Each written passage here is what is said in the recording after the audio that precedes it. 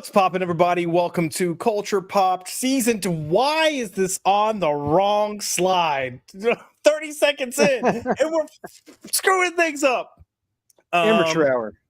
Yeah, amateur hour here. You know, you should expect nothing less from me running a show. Anyways, Culture Popped Season 2, Episode 22.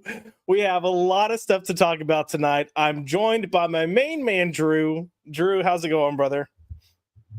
I am fantastic. Thanks for asking. It's been a long day, but I'm ready to just relax and just talk about some cool pop culture stuff. Well, you know, when you have like 80,000 jobs, yeah, your days are going to be a little long. Yeah, I'm like the Pretender, you know, just like every week's like a new job. What's Drew doing this week? This week on Dolan. Yeah, no, good times. If you're wondering, Aaron will be showing up in a few minutes to kind of discuss some stuff. But like, man, we've got a pretty packed show tonight. A lot of just kind of quick topics to go over. The good thing about moving Culture Pop to every other week is pulling content is so much easier, and it's a matter of like, okay, what's worth talking about and what's worth just thrown to the wayside. So this was actually a pretty fun show to try to pull together in preparation. But before we do anything, we got to go to the comments, and kicking things off with the first comment of the night being a super chat from Jaimin D for $50. Rock on, brother. What the heck? I was in here messing with some stuff, trying to get ready for the show, and I saw a comment pop up, and I was like, oh, someone's already put a comment in. So I looked at it, and I was like, holy shit. So if there's ever a way to start the show on a positive note, this is it. But we gotta give you some pretty awesome clippage for this. So let's see. Let's go. We might actually do 2 clips for this. So let's go with this one to start off with.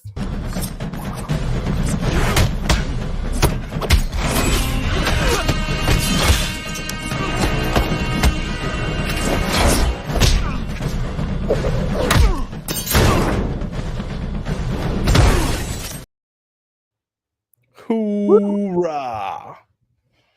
And to keep it on the based MCU side of things, we'll also throw this one out there. Bring me Thanos!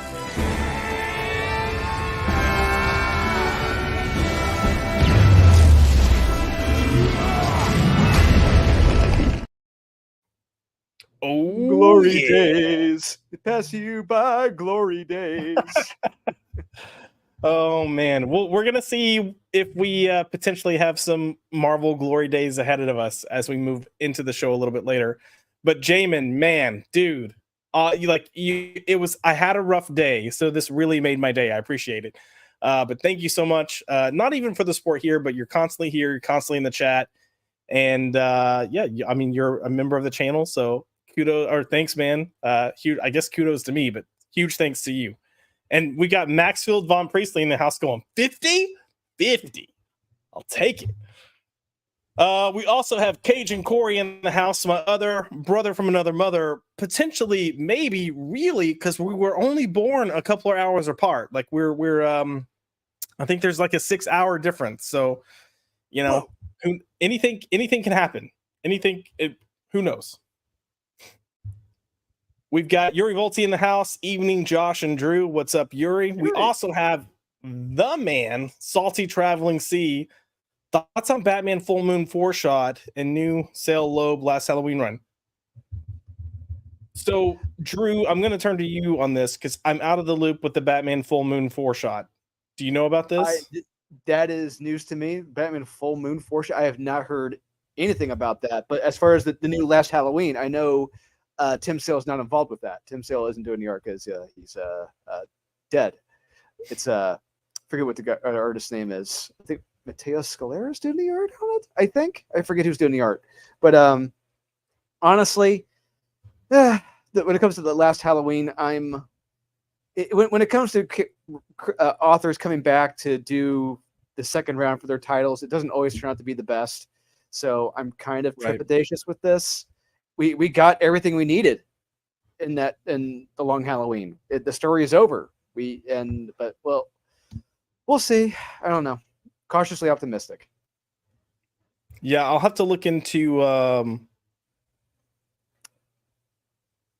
Batman So Full it looks Moon. like, yeah, it looks like it's a Batman must save himself in Gotham City from a werewolf curse with the help of Zatanna and John Constantine. Story takes place in a world of magic and myth, and the ancient magics of Batman's allies. It looks like it might be an Elseworld story, but I guess Rodney Barnes. Or that's signed by Rodney Barnes. I'll have to look into it. That could be, I mean, look, depending on the creative team behind it, that could be worth it. So that's a sick cover. I see the cover right now. It's pretty damn sick. I love it. yeah, the black and white cover. Yeah, it looks awesome. Yeah, so that does look good. I'm not sure. Yeah, I'm not familiar with Rodney Barnes. I'm looking up his. Oh, he did Philadelphia. Okay, that's all it says. That's all you got to see right there. I thought he wrote. Did you not like Philadelphia? No, I wasn't a fan. Okay, but didn't Wes like Philadelphia? Maybe I'm not sure. Wes Maybe he recommended an issue in the last 2 years we've done it. But I know he early wrote on the I show feel the like comics. Gotcha. I don't know. I'm kind of cautious now on this, but we'll see. The art looks badass though. Now we're pumping the brakes and hitting reverse. So, and I will second what you said about the last Halloween. Also, what a weird name. The Long Halloween, the Last Halloween. Yeah, I don't know. We'll see. Ladies and gentlemen. Oh, wait, hold on. Let me do something first. Okay. Ladies and gentlemen. Alberto Magnifico. Bwong. What's hey up, guys, brother? If you're like me, and I know I am, you're wondering, where is all the lesbian witch content out there for me to consume? As you know, lesbian witches make up a 90% demographic of the viewing audience, yet there's virtually no lesbian witch content out there to consume. Well, now there is. Let me tell you about Disney Plus, where you can watch shows that are exclusively made for lesbian witches, by lesbian witches, of lesbian witches. So many lesbian witch shows. It'll blow your mind. Subscribe now. That was one of the best Andy Rooney impressions I've ever seen. I love it. Yeah. I can see Andy Rooney doing that. Andy Oh, Rooney. Lordy. That was awesome. How old are you, Beavis? Old. I'm really old. Well, Aaron, how are you? Aside from being thwarted with lesbian witches starting tomorrow night. Oh my gosh, I was just saying, I didn't watch initial Lesbian Witch product. I don't plan on watching new Lesbian Witch product, but I'm starting to get really excited for Lesbian Witch product number 3. What's Lesbian Witch product number 3? I don't know. I'm sure there's 5 more coming. Okay. Let's just What's up with me missing all these announcements? Like, what's going on? Hocus Pocus 3 is going to be crazy. Oh, it's going to be crazy. Did you see the Babylon Bee's latest article about Hocus Pocus? It said No. nation celebrates 25th anniversary of pretending Hocus Pocus was a good movie. Oh. I have never liked Hocus Pocus, and I've never understood all of the adoration for it. I thought it was fun. I thought it was pretty quotable. But it's the only time I think that what's her name has seemed hot. Sarah Jessica Parker? Yeah. Oh, I mean, yeah, I'll agree with you. I'll agree with you there. So, Aaron, before we get into the topics tonight, I'm just doing quick hellos in the chat real quick, and then we'll jump into tonight's conversations. Jaimin D is coming in again with, when Winter Soldier was the Huss finest, or was at its finest, yeah. And it was all downhill from there. I mean, Infinity War was good. It was Endgame was the end of great Marvel. Oh, Corey's correcting me. It's a 10-hour difference. I apologize. 10-hour difference. And yeah, Max excited to see Aaron. And you're revolting. Nice pitch, Aaron. I'm sold. Tell me about your lesbian witch projects. Oh, Max is sold too. So listen, apparently you need to 2 viewers. Yeah, two. We've doubled the acolytes numbers already. Hell yeah. Also coming in with $2, we have Salty Traveling C with Here's Money Despite Hating on the Last Halloween. No, Well, just call it The Last Halloween. Is that what you guys were talking about? Just call it The Last Halloween. You don't need to be DC Comics Presents Jeff Loeb and Tim Sale's seminal classic, The Long Halloween sequel, The Last Halloween. The Last Halloween. Yeah, I not hating, just cautiously optimistic. But Salty, thank you for the support. And for you, I guess we'll throw this one out there. I'll show you the tool that's most important to our survival. But fair warning, it's my penis.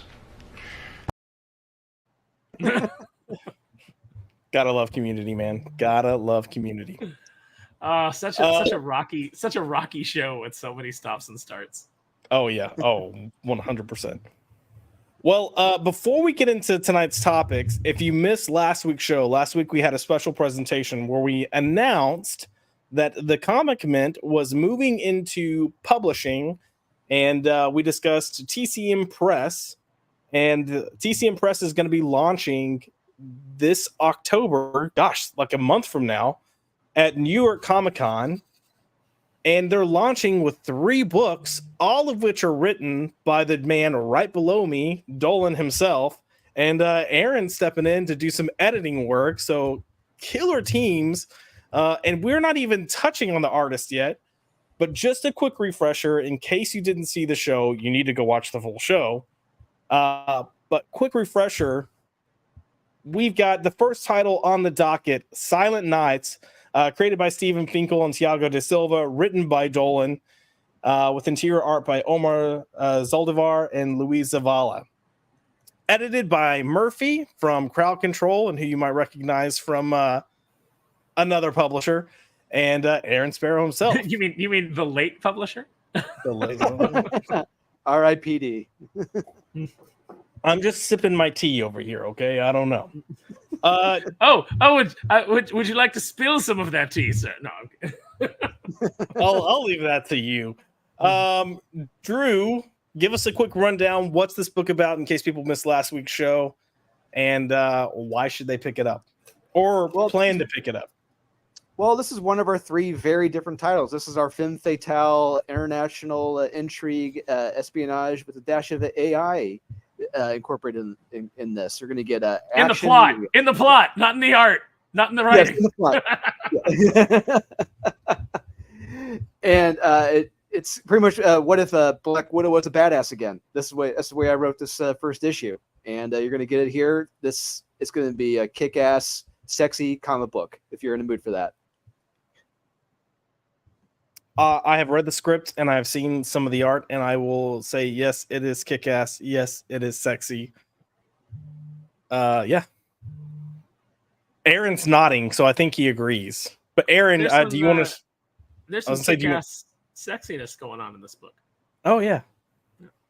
Yeah. And actually, we just got the proofs back for this issue. We got I think 22 of the 24 pages. And excellent. Yeah, so I'll send it to you, Aaron. Yeah, I'll send it over to you, Aaron. Murphy dropped it in the Discord, but I'll send it to you. Sweet. You can send it over this way if you want to. I know I said I couldn't read it before the show, but the show will be done in like an hour and a half. Oh, are you reading things before the show now, Josh? Maybe, possibly, potentially. Oh, did you happen to read? There's a script that you were gonna read on your. Oh, look at that!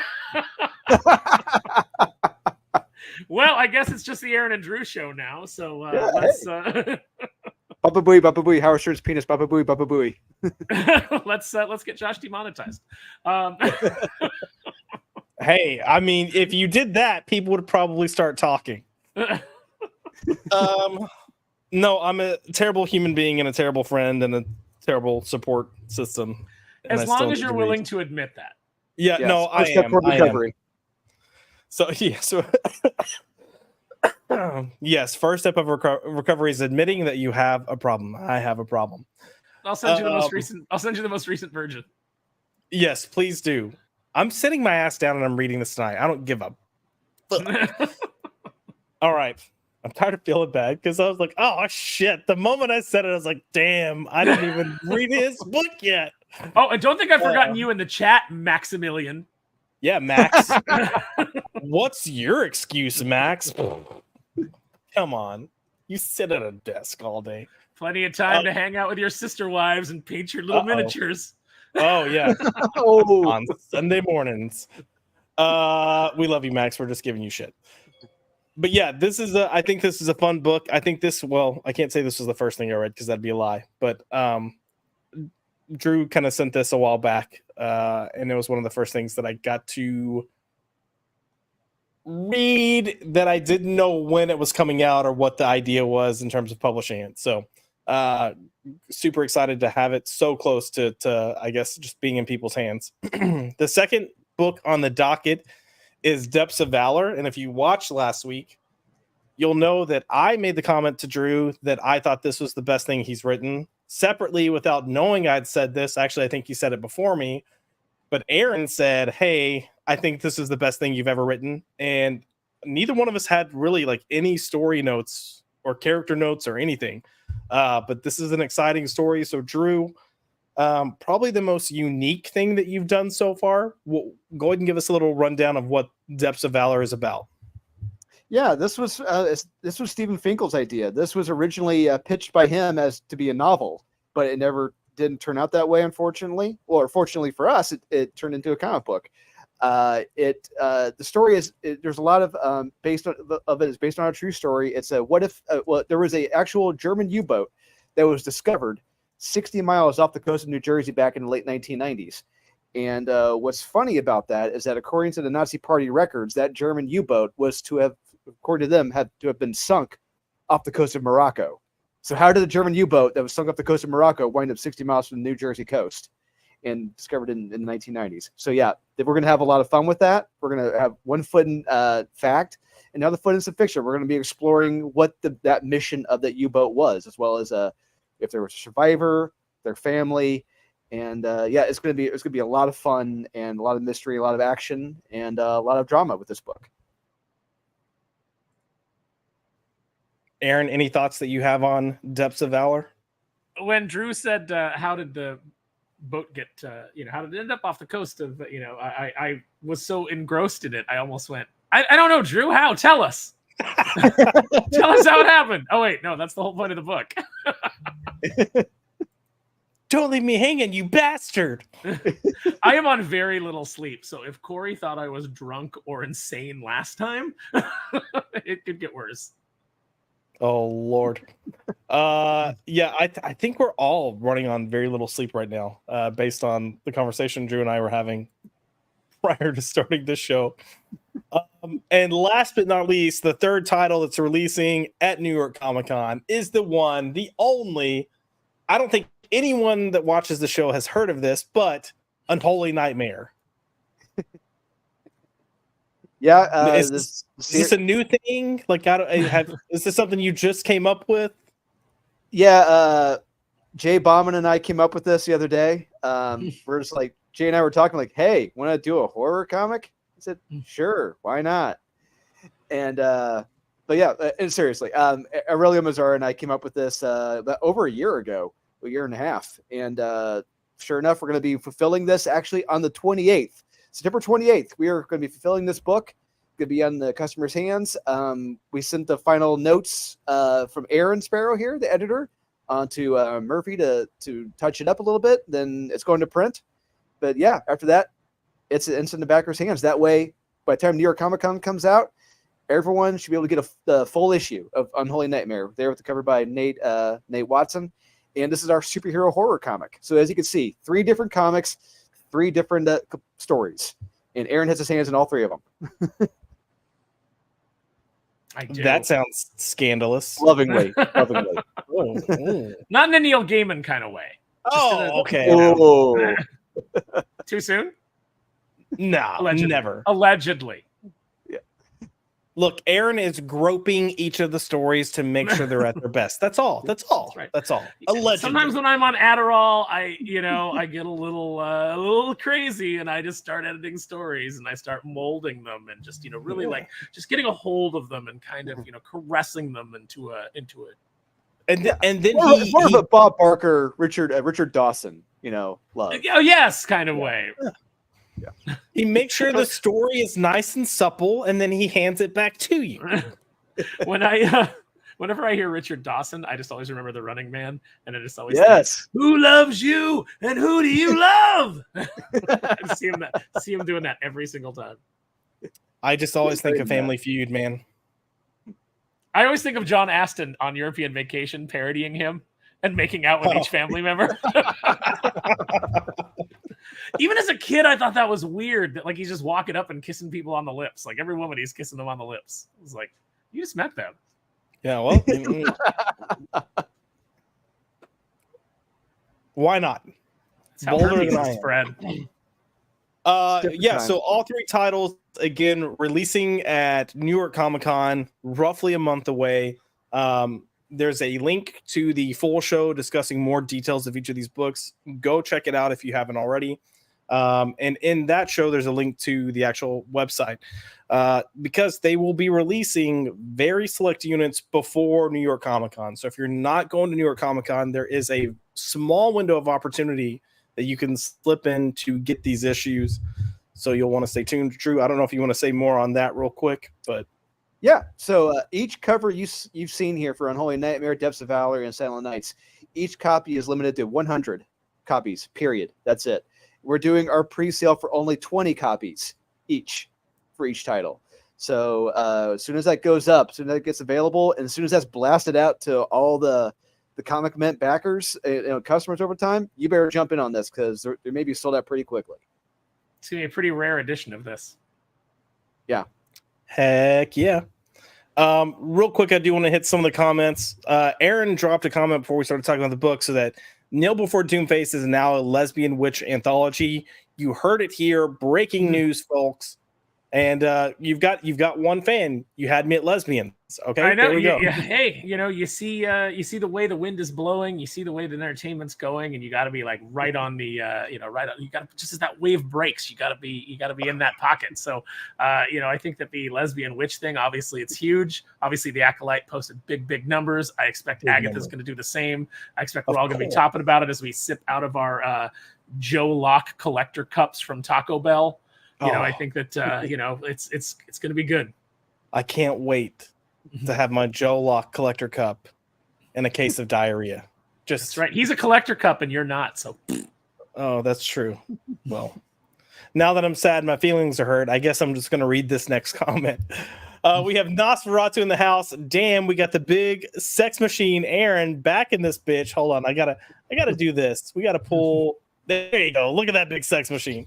Ted, shout out to my boy Jay Bowman and my favorite mega twunk Josh. What is up, Nos? It's always good to see you here, and I know you're going to be degenerate in the chat, and I love you for it. And then he did put, is this image slowly turning Josh to the light side? Maybe. I've been looking at a lot of cake and a lot of boobs the past month or so. So I think Drew might have some ulterior motives going on here. It's called immersion therapy, Josh. And what we're going to do is we're just going to immerse you in boobs and cake until all of a sudden you're like, there is something extremely intriguing about both of these. Yeah. I like both of them. What's happening? We got Cajun Coin with so when this becomes successful, y'all going to buy Ripperverse and put it on track. Drew? Absolutely. That's the plan. I think Horseman looks good.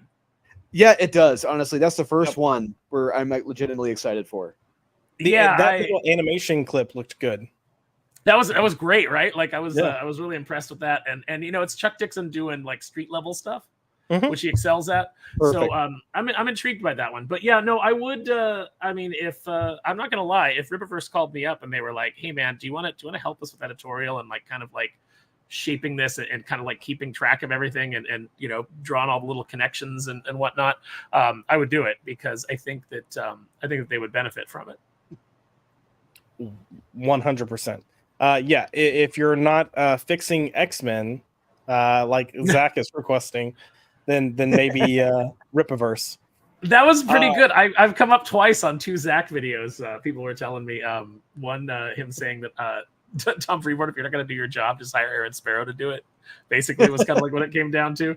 And then the other was he was just talking about today when I was capping on IDW. Nice. Yeah. As expected, Nas is being a degenerate in the comments. With Josh is almost as black as AJ when it comes to reading comments. No, Nas, I stick to a topic and then I get to the comments. If I were AJ, I would start my stream, introduce everyone, then leave my show, leave my house to go to the drive-thru and get fried chicken, while commenting in the comments, the live feed. True story. They got my order wrong. Yeah. So Abomination AJ, he's a friend of the channel. He trains dogs for a living, but he's got his own YouTube channel, and we've got some mutual friends that we stream with. And yeah, he did a show one Saturday night, and he started the show, introduced the panel, and he's like, "Hey, I'll be right back," and then like put his avatar up, and then like 5 to 10 minutes later, he's in the comments chatting, and we're like, "AJ, where are you?" And he's like, "Oh, I'm in the drive-thru at Golden Chick." I was like, "Oh my god, that's pretty great." I mean, like when you've got a live stream scheduled, but you got a hankering for some chicken, you got to make some adjustments. I think the show was live. They were live. Yeah, he's smart. Yeah. He's like, well, gonna go eat. We also have Nas saying Depths of Valor perfectly describes the gerbil that climbed into Richard Gere's ass. Drew, is that proven? Never proven. Yeah, never proven, but I can neither confirm nor deny at this time. I cannot confirm that Aurelia Mazzara is doing a Richard Gere variant right now.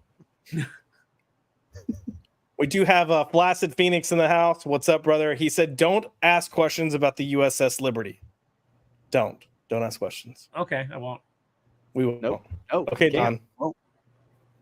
Comic Odyssey, he's here. What's up, brother? How are you? I'm going to draw for a bit and listen to you guys. Thanks for being here. I appreciate it. And see, no, that's how you read it. This is how I read it, Josh. I'll draw for a bit and listen to you guys. I always try to make it positive. Come on. Yeah. He's like, all right.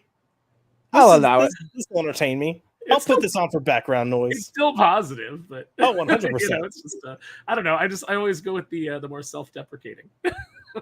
For sure. Lane Kramer's coming in. We got a good question I just got a question for Nas that I'm dying to answer. Okay. Lane Kramer's in the house. Hey guys, what's up, Lane? Hope you're doing good tonight. I'm doing well. I think we're all a little tired, but yeah, I think we're all doing well. What is the Nas question? Aaron, are there any hot goth girls in your comic? Okay. Are there, Aaron? Either in book 2 or book 3, we introduce a villain that is a hot goth girl. Yeah. It depends on where. I don't know if it's book 2 yet or if it's book 3, because I don't know if we're going to hit stretch goals. And if we hit stretch goals, then pages get added to the initial book. But if we don't hit those stretch goals, then those are part of, like a later book. So right now the book itself is 48 story pages with the opportunity for more. Nice. Very nice. But she would not appear in those first 48 pages. But yes, she will. That there will be a hot goth girl. At least one. Hot goth girl coming in. I can't wait. I like just the stuff that I know from Neil Before Doomface. I can't wait for it. And I promise I'm going to read it. You know how many people I've got asking to read it, and I'm like, I can't pass out that many copies. I don't want it out there. Right. I know. And here you and Max are the last 2 holdouts. Everybody else has read it. Well, there's one other person who hasn't read it, but I don't know if that'll ever happen. I'm beating those 2 retards. How about that? I'm going to beat them. That's okay, Josh, because you know that when you give something to like the most important person, you're like, I really want you to read this above all, and then you're like, that's the one person that will never read it. Am I the most important? Is that me? No, because you're going to read it. So you're moving out. You're moving into the will read it category, which makes you more important. I'll take it. We've got Jana in the house. Sup, boners? What's up, Jana? George Jana. Yeah. Oh, majestic beard. Oh yeah. George Dimitropoulos also just dropped in. Hi, Josh, Aaron, Drew, and chat. And we've got another newcomer here, Nice Spice. Nice Spice says, definitely looking forward to Agatha All Along, aka the second baddest MCU baddie after Wanda. I don't know if I have the same excitement for Agatha All Along, but I guess we'll find out tomorrow night at 8 p.m. I think it's at least going to be half as good as Echo. I think it'll be better than Echo. I think it'll be more annoying than Echo. Potentially. Yeah, I think it will make me want to be better than Echo. Echo just made me want to die. I feel like Agatha will actually make me want to kill myself. We shall see. Not that this ever means anything, but the social media comments were a little more positive than I was expecting them to be. Even from the people that are usually honest. So we'll see. I think reviews drop tomorrow. Actual reviews. Catherine Hahn is entertaining. Aubrey Plaza is entertaining. So like it's you're kind of like starting off on a good foot just with those two actresses. So they can probably cover a multitude of sins in your script and in your, terrible character writing. Possibly. I don't care. I'm not going to watch it. Yeah, I know you're not going to watch it. Don't worry. I will take that burden on for everyone here, and I will report back. Good. Aaron, are you busy, or are you going to stick around for some of the topics tonight? I'll stick around for some of the topics. Okay. I mean, until I've got to go get chicken, and then I'll put my avatar on and I'll stay in the chat. Okay, AJ, that works out perfectly. Popeyes forgot my pie. Bastards. There is a Popeyes, Josh, that always forgets that. Well, okay, there's this one Popeyes that if you go to it and it's like you're just like, I just want a pie, right? That's all I want is that deep fried golden pie like you used to get at McDonald's when we were kids, remember?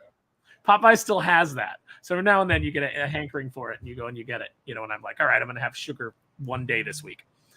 And so I'll go and it's like, okay, I just want to order 2 pies, one for me and one for my friend. And they always go, can you just like park up in the first space and we'll bring it out to you? And then they forget we exist. Yep. And that's happened more than once. And you have to actually get out of your car and go in and go. And they're like, oh. And they just hand you some pies, but it's like, I'm not doing this. I'm not playing the park it game. I'm going to sit here and I'm going to hold up your whole line until you give me my damn pies. Because otherwise I'm going to sit out there and you're going to forget that I exist. Yes. And I want my pies. Whataburger does fried pies. And every now and then I swing through to grab one. Do they really? Yeah. Yeah. Because I didn't realize they did the fried pies. And then a coworker got one day. And I just remember being like, oh my God, they fry them like they used to at McDonald's. I'm getting it. But yeah, they're bomb. They're so bomb. Alrighty. First topic for tonight. Some of the, I guess, bigger breaking news coming through. Spider-Man 4 officially has a director, Destin Daniel Cretton. So this is the guy that directed Shang-Chi, which look, there were things I liked about Shang-Chi. There were things I didn't like about Shang-Chi. I thought direction-wise, I thought he did a pretty decent job. I'm okay with this. But he was originally supposed to be doing Kang Dynasty, but then now that's not happening. So, and from what I hear, Marvel actually said, hey, do you want to direct, what is it, Do More, Doomsday, whatever the new one is? Mm-hmm. And he opted out of doing that if he could do Spider-Man. So it looks like he's taken over the Spider-Man trilogy, or this new Spider-Man trilogy. So just real quick, Drew, Aaron, you guys have any thoughts about this? I do, yes. I'm fine with this because, like you said, the direction of Shang-Chi was not its problem. Its main problem was its star and its script. Get a guy who can emote with his face. That's what I say for your lead. So I don't think any of the problems I had with that movie were his fault. So I'll say this is fine. Let's see what he does. Drew, do you have any thoughts on Destin Daniel Cretton taking the helm for Spider-Man? He's the least worst director they've had. and since In phase 4, Endgame. 5. Yeah, it's just the least worst. It's like, okay, let's reward the least worst director. Why not? And honestly, Spider-Man is the only really successful venture they've had so far. And I hope they made the right decision. We'll see. I'm cautious, just like we talked about Batman the last Halloween. I'm cautiously optimistic. We'll see what happens. Yeah, I know Destin is a big fan of Spider-Man, and when he was supposed to direct Avengers King Dynasty, sorry, the one thing he had said was I want Spider-Man in this film, and that's one of the things he was fighting for. So if you're a fan of the book and you claim that you want to go back to what makes the character who he actually is, that gives me hope. But we've also seen people's ideas of what makes the character who they actually are is not always on point. But yeah, I thought he did a pretty damn good job with Shang-Chi, and I will give this the benefit of the doubt until I have a reason not to. And I will say the way that the last Spider-Man film ended gives me a lot of hope. So Drew, I know this is one of the things you liked. Spider-Man everyone forgot who Spider-Man is. They forgot that Peter Parker is Spider-Man. And we were supposed to be moving into more of a street level Spider-Man, like friendly neighborhood Spider-Man. And there was all this talk of, hey, we're going to go into this. The new trilogy is going to be street level. You're going to kind of get Peter Parker as he's growing up now. So kind of going into more of those adult themes that you tend to see, like trying to get a job, hold down a job, all this stuff that, kind of gives Spider-Man the Peter Parker struggle that we tend to see. Mm-hmm. And it was supposed to be a build-up with, kind of leading to Kingpin running the city. So this was supposed to be the plan. And we know that the deal that Sony has is whenever they have a Spider-Man movie, there has to be a Marvel counterpart in it. And the setup was to have Charlie Cox come in with Daredevil. Yeah. So if you get the good writers on this, which I believe they're keeping the same writers that did the first 3 Homecoming, Far From Home, and No Way Home. So we'll see. But leading up with this, Drew, is this at least a step in the right direction? Is this a home run for you? Like, what is this? I will say, if it's the writers who did No Way Home, if it's the ones who did Far From Home, I'm very not excited for that, because I was not a fan of that second film. And honestly, the Homecoming one, there's only really one scene I like in the Homecoming film. It's the talk in the car Michael Keaton gives Peter when he drops him off to the dance. Yeah, that's you gold. dead. Yeah, I love it. But if this is the guy who did No Way Home, I'll be there for this. But yeah, that's where Spider-Man belongs. Spider-Man belongs in the streets, and he belongs there with Daredevil, and I think it's perfect. And it's right next to Kraven's Last Hunt. This is about as best you can get. Nice. I don't think that any of my problems with the Spider-Man trilogy with Tom Holland stem from the actual writing of the script. It stems more from the direction and the and I don't mean direction like from the director. I mean just the direction they took the character and the kind of things that they saddled him with, which I think all came from Feige and Marvel. I didn't like making him Iron Lad. I didn't like a lot of the I didn't like keeping him in high school. I don't understand the obsession with keeping Peter in high school when by the time I was reading Spider-Man, he had been out of high school in the comics longer than he had ever been in high school in the comics. So that was already like not a thing. I don't understand this thing about always taking him back to high school and why people, why Quesada wanted to do it. He can't be married. He can't evolve. He has to, we got to take him backwards. So I'm glad to see them actually moving in the direction of making him actually Spider-Man. So I hope we do get some cool street level stuff. If Kingpin and Daredevil are in it, hopefully they don't cut Kingpin like they did once they brought him into the regular MCU off of Netflix. Right. Because what they did to him on Hawkeye and then what they did to him on Echo, we're just forgetting Echo, right? Echo doesn't exist. Echo does not exist. Okay. Like does Hawkeye exist? I will accept Hawkeye in that was a really poor moment. Like I there's stuff in Hawkeye that I enjoyed that I want to kind of hold on to, but I'm gonna kind of be like, oh yeah, he wasn't okay. Yeah, they introduced him in Hawkeye, but nothing really happened.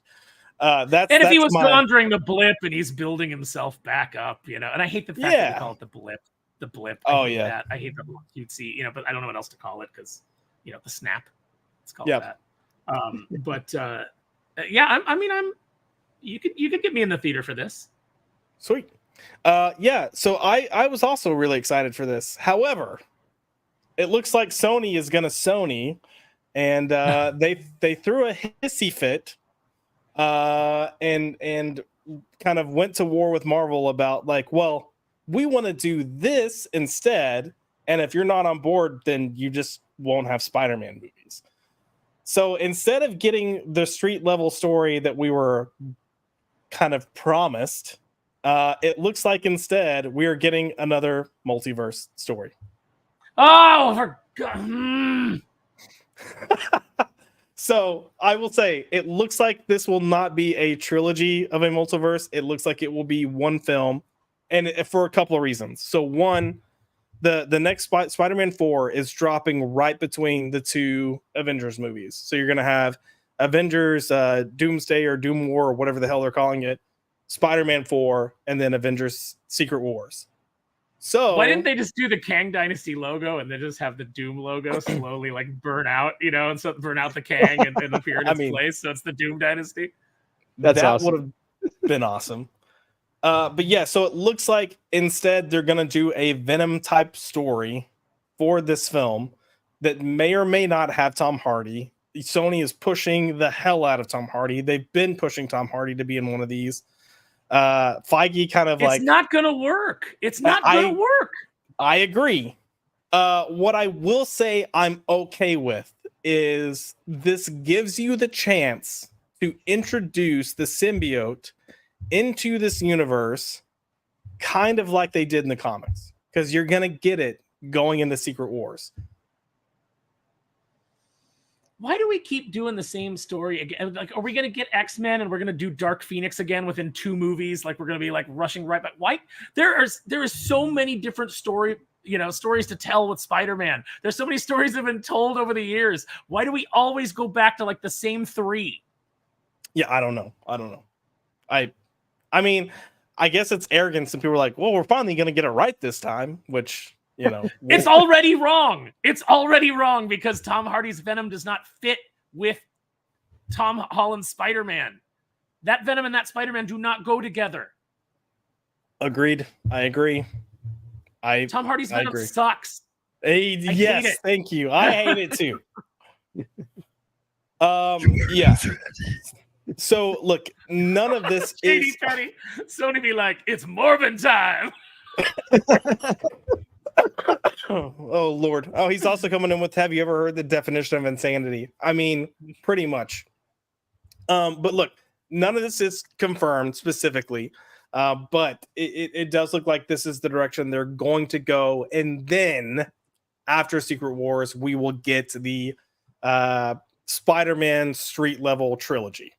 So, I don't know. I understand this thought process of we're in the final stages of what was meant to be a massive multiverse epic, which turned out to be a total piston or Cheerios. I'm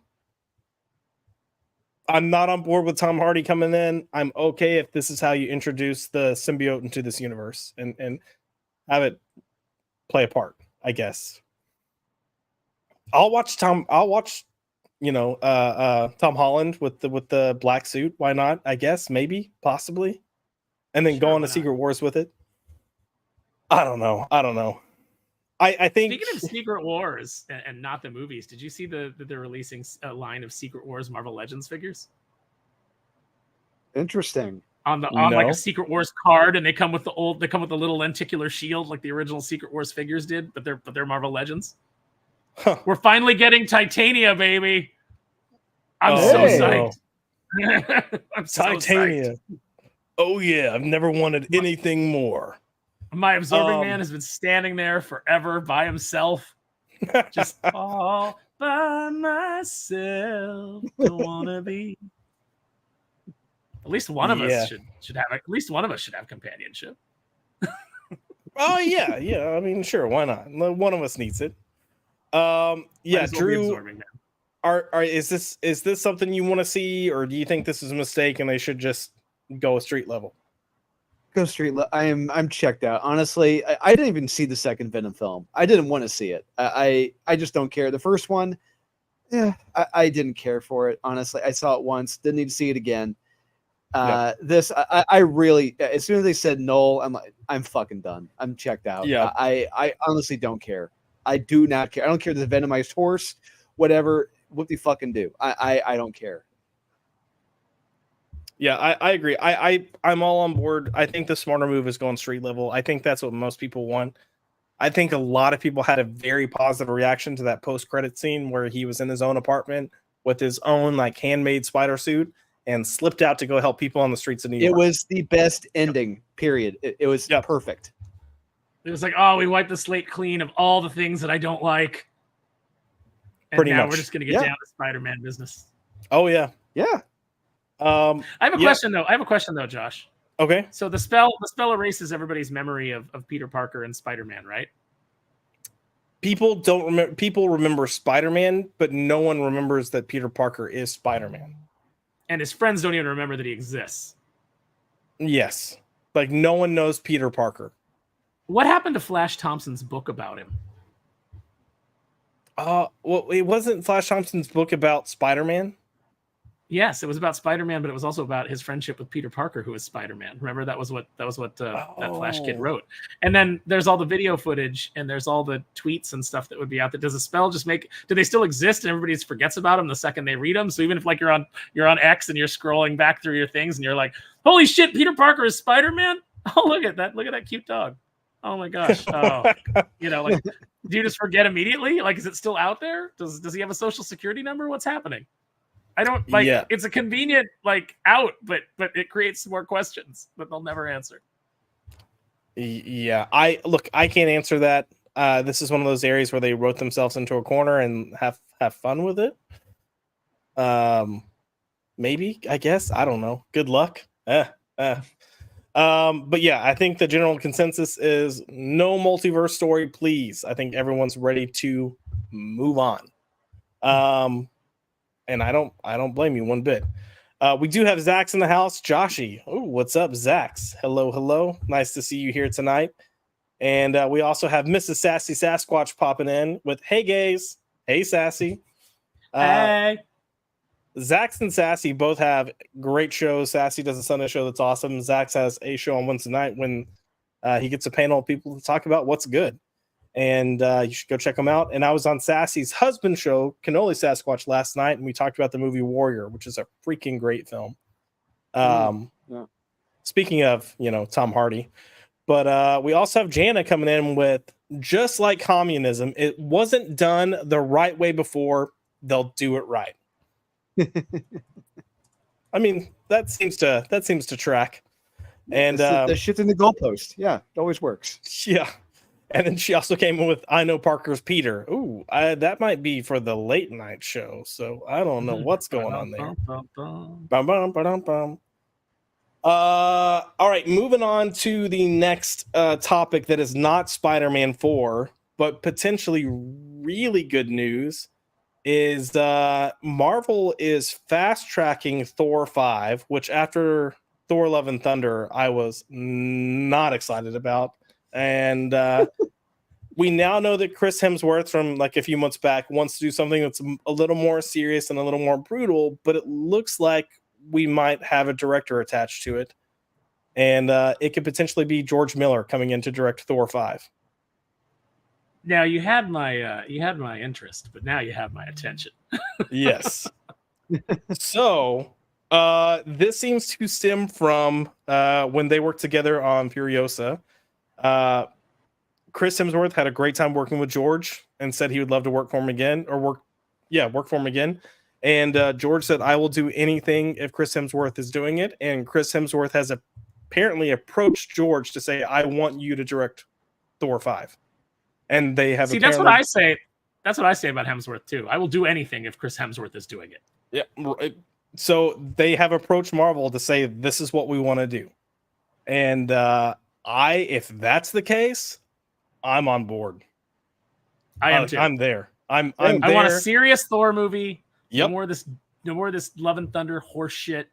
I want to see him kicking ass. I want to see him the way he was in Infinity War, where he shows up on the battlefield, and I still get chills to this day. Yep. Bring me Thanos. Like, that's the Thor I want. Oh, agreed. Drew, does this do anything for you? Yeah, absolutely. It's got me. It's waking me the hell up. I love it. It's like, holy crap! Now they're actually trying again. How about that? Oh yeah. Good night, it's like Comics maybe- Odyssey. Good night. Oh. He's got to go. Yeah. Yeah, I would love to see him handle like a Beta Ray Bill story, introduction to Beta Ray Bill into the MCU. Or maybe we'll finally get that. Well, maybe we'll get a kick-ass Hercules versus Thor fight. We'll see what happens. I don't know. Yeah, I didn't even think about the Beta Ray Bill aspect. If George Miller brought in Beta Ray Bill, holy shit. Yeah, just across the board, I'm down. Look, I know a lot of people had issues with Furiosa, but I don't know. I think this is definitely a step in the right direction. George Miller is a name that's going to get people's attention. Him and Chris Hemsworth together doing a Thor film will put butts in the theater. It seems like a no-brainer. So if it doesn't happen, that's going to suck. So yeah, good stuff. And Jana wants us to know that she would also do Chris Hemsworth. So, I was really surprised that you didn't make that comment, because that comment was open for you, Josh. You could have gone in any direction with that, and I was just like, will he take the bait? No. Josh has shown a remarkable amount of restraint this evening, or he's just tired. It's a little bit of both. But I think I'm tired, so I didn't think of it, and then I saw it in the chat, and I was like, well, I can't steal that now. So, damn it. But yeah, for me, step in the right direction. And this is not the only film that seems like it's kind of being fast-tracked by Marvel, because there is a production magazine in Hollywood that gets released called Production Weekly, and this is where people can find out what's in pre-production to then start trying to get work or find work. And this latest issue that came out had information for quote unquote Scarlet Witch, which is set to begin filming in 2026. So, yep. If this were Multiverse of Madness, I think I'd be way more excited. But now I'm like, this character's just been fucked. So I don't know. I will say the interesting thing is they never use the actual title of a project in Production Weekly. They use the working title. So saying this is Scarlet Witch, I almost feel like it's probably like West Coast Avengers, but I don't even know if I want a West Coast Avengers film at this point. I mean, I definitely don't. No. I mean, you have, and the only reason I say that, you have this setup for it. I think we all know Elizabeth Olsen's going to come back at some point. You've got She's Vision. so pretty right there. She's so pretty. She looks like the Scarlet Witch. She's got the real headpiece, and they took that from us almost immediately. Pretty much. Yeah. But yeah, you've got Scarlet Witch, you've got Vision, you've got Hawkeye, both Hawkeyes set up at this point. You've got Wonder Man that's coming. Like, it just seems like that's where they're going. Oh God, Wonder Man. Why have they not scrapped that? Nobody wants that. Nobody wants their reimagined Wonder Man. Get out of here. Apparently, they are treating WandaVision, Agatha All Along, and Wonder Man as a trilogy series. So Good luck. Look, Agatha All Along and Wonder Man are in the Chapek. We're just gonna make shit about shit. And those things probably shouldn't. I don't know. I'm not really looking forward to. Yeah. I don't know. Yeah, no thanks. I like Lizzie. If they can try to redeem the character, sure. But I just don't know. I don't know. Lizzie. Elizabeth Olsen. Oh, okay. I was like thinking of a character.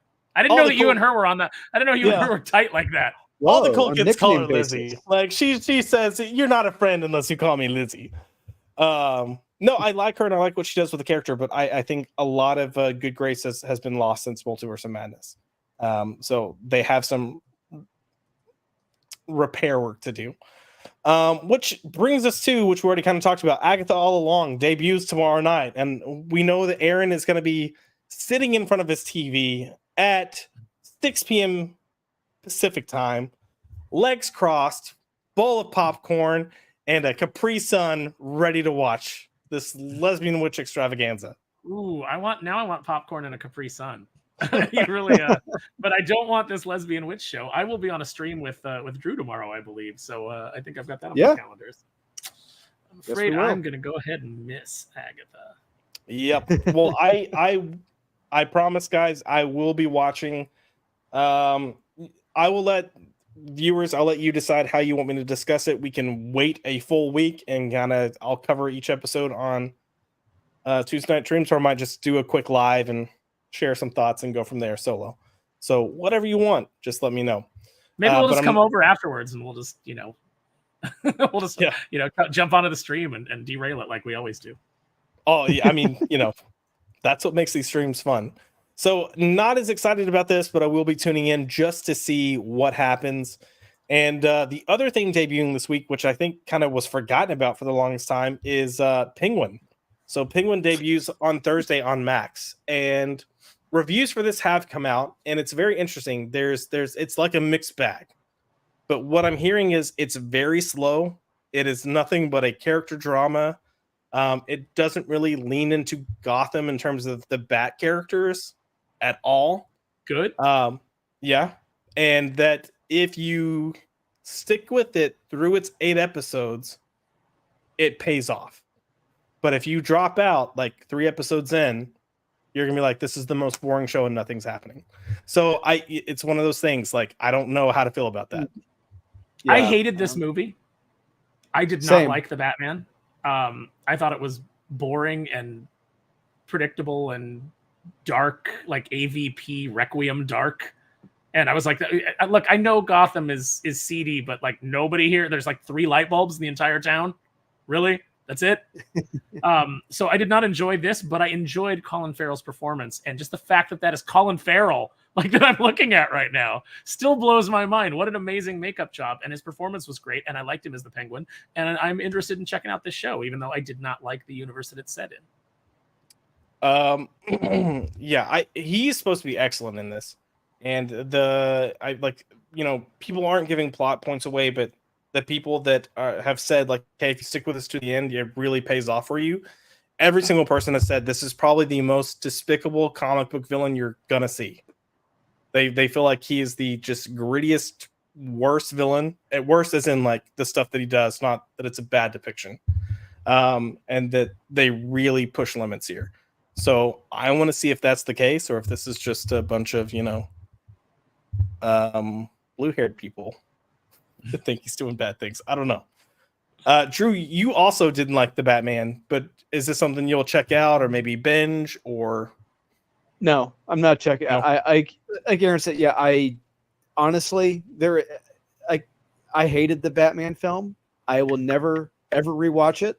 I've rewatched Batman and Robin more times than I've seen the Batman the past year. And that's something proud. I'm happy to say, I'm not proud to say that, but I don't know. At least it's more rewatchable. It's more rewatchable and enjoyable on a bad movie level. But yeah, with Colin Farrell, yeah, he was the best aspect of that film. But I honestly, to tune in for 8 straight episodes to eventually get paid off, that's like sitting through a shitty dinner, and maybe you'll get a good dessert at the end. It's like I can't do that now. It's got to be some excitement, before that. Yeah, so I don't think that you have to wait till the 8th episode. I think the general consensus is it's like, hey, don't give up on this after 1 or 2 episodes. Because like it takes its time really kind of setting the stage and the players, and then things kind of just start spiraling out of control, and he's like the madness behind all of it. We'll see. Yeah. I might just do weekly updates, maybe on like Thursday nights. And are they just dropping one episode at a time, or are they doing the whole thing all at once? Nope, it's one episode at a time. And the people that are praising this are saying that's probably a mistake, that this should just be a binge show. So, I don't know. We'll see. But it has gotten a lot of praise. And it seems like it's getting a lot of praise from people that aren't necessarily comic fans, that are just like general film or movie or TV fans. And a lot of the comic feedback is like, oh, you missed an opportunity not to include blank, insert character.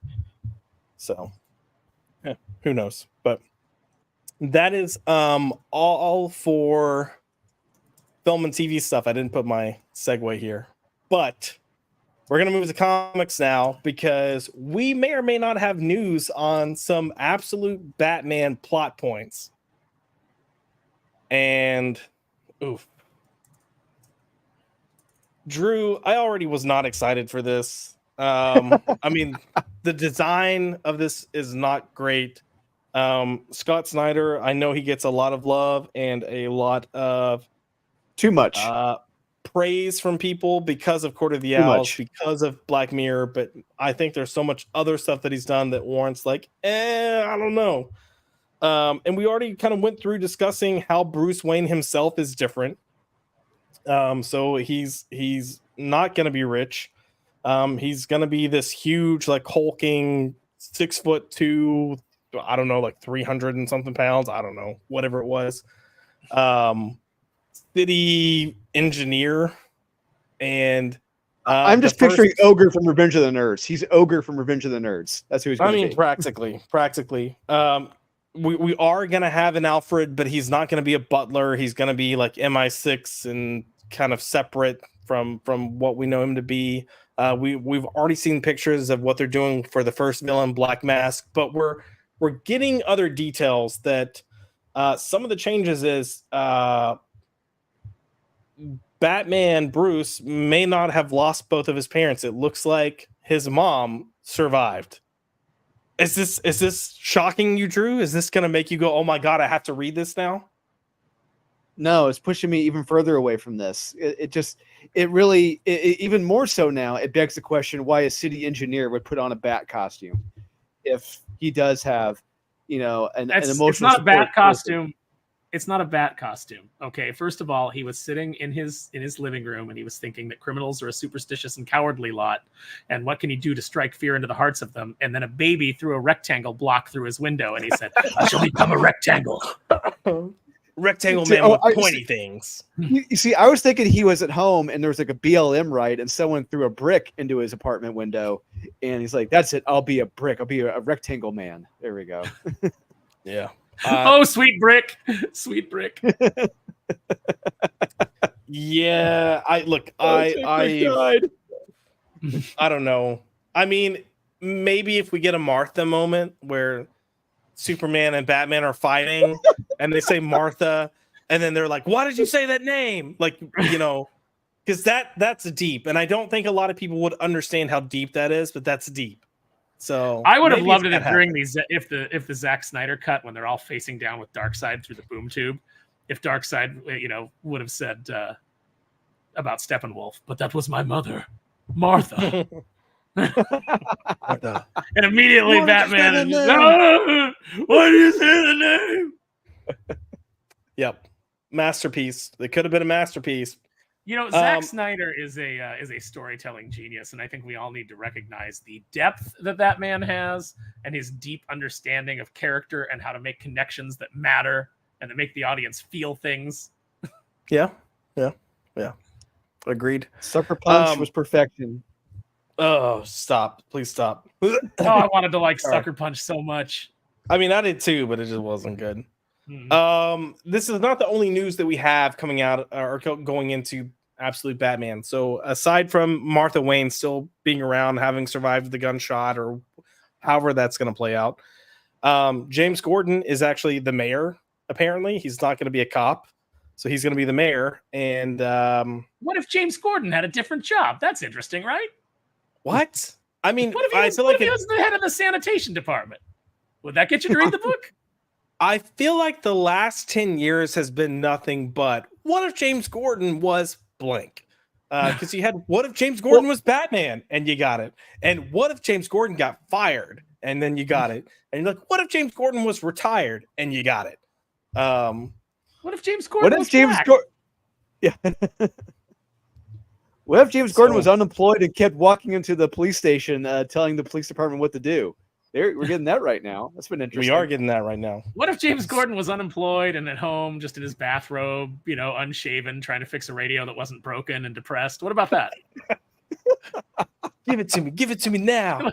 Like your dad when he's just like, unemployed when you were a kid and you were like, what's going on with dad? And your mom's like, let your dad be. Let your dad be. Sticking also with something they did with this whole like Batman 88 relaunch, which don't even get me started on how awful that's been. But it looks like Barbara Gordon is gonna be a black female and is gonna be a street cop. Well, she is a redhead character originally, so by the transitive factor, she does have to be turned into a black woman. That's true. That is true. That is true. And because Scott Snyder is terrified of being canceled. Oh, yeah. I mean... So when you're terrified of being canceled, what do? You use a minority as a shield. I will never forget, which you guys know about this, but the famous conference call that we had, the Batman News team had with Scott Snyder. Oh, yeah. I will never forget us bringing up Duke and how, like, hey, this isn't responding well with readers. Like, you've got this new character that you're trying to like push up, but you're doing it at the expense of every other Bat character, and you're making him like he can just do everything all at once without any problems. He's not having any learning curves. Like, this isn't working. And I will never forget Scott going, oh man, guys, I didn't see this coming. Like, I can't just like throw this black kid to the wayside. Oh my God!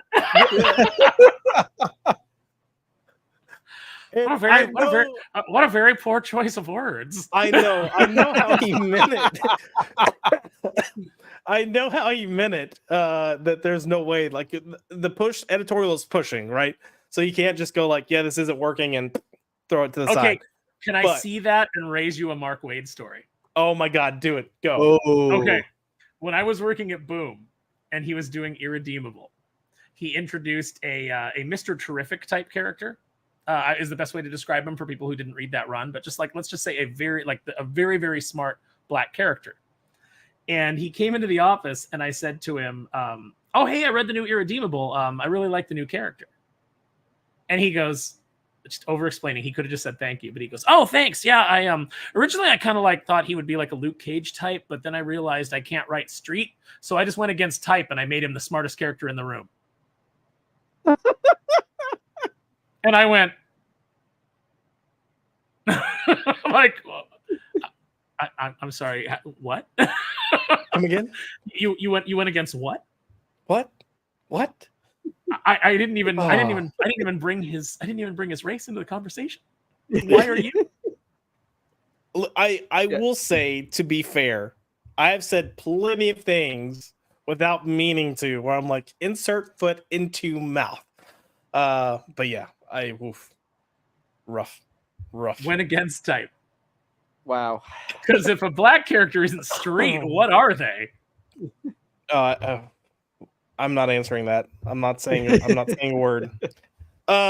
Moving on to the final bit of information that we have on Absolute Batman is, if you haven't heard anything about Joker and you're like, well, is Joker going to be involved with this? The answer is yes. Who called it? I know. And if you're wondering, I can't believe this. Jesus. If you're wondering what changes may come to the Joker, well, it appears that he's going to be a rich white guy. Not only that, but he's a rich white guy who's been trained by Ducard. So I guess he's an assassin now, and he has killed the entire League of Assassins. And he's called the Joker because he never laughs. Yeah. You know, the way I take this, Josh, is that he has made Bruce Wayne the villain. He made the traditional Bruce Wayne the bad guy in this. That's the way I kind of read this a little bit. Yeah, but what did I say like going on when we were talking about this and you're saying like it's just when you approach something like this and you're like everything's going to be different. It's like, okay, so what you're going to do is you're starting off from we're going to subvert expectations. So that's a terrible place to start a story from. Yep. And so we knew it was just going to be a bunch of, well, what do we know about Batman? Well, Batman's rich, so let's make Batman not rich. What do we know about the Joker? What if we switched him and the Joker? What if we made the Joker Patrick Bateman? Remember, I said that's exactly what they're going to do. I said, watch, Joker will be a rich Wall Street guy, and they'll just make him like a Patrick Bateman type. And I said it jokingly because I was like, what's the most basic bitch thing that you can do to subvert expectations and to flip it? And that is apparently exactly what we're getting. Yeah, looks like that's where we're going with it. So this is all depressing. This is just all fucking depressing. The more I read about this, the more I don't want to read this. I keep saying this is less all in and more last gasp. This is pretty much it. This is pretty much DC's last chance to reconnect with readers. And if this doesn't do it, and I don't see any reason why it would, although I think that, out of the three, obviously, Scott Snyder's Batman is going to be the best selling, but reportedly sales on all of them are soft. And some very much so. So, that's kind of getting leaked out here and there, from different sources. So I think retailers are done. I think they're done with these gimmicks. I think they're done with being harangued over a bold new direction that I don't think they trust DC anymore to stick to anything. I think they're tired of the variant cover schemes. We see more and more shops every month announce that we're no longer carrying new comics. And this shit is why. Shit like this. Yeah, I mean, look. And I would say another factor in that is that, look, a lot of what makes the DC fans special is the term legacy. The legacy, I mean, the heritage, I mean, the characters, what they had. And what this line of comics is that it's breaking so far away from what those legacies are, what those characters traditionally are.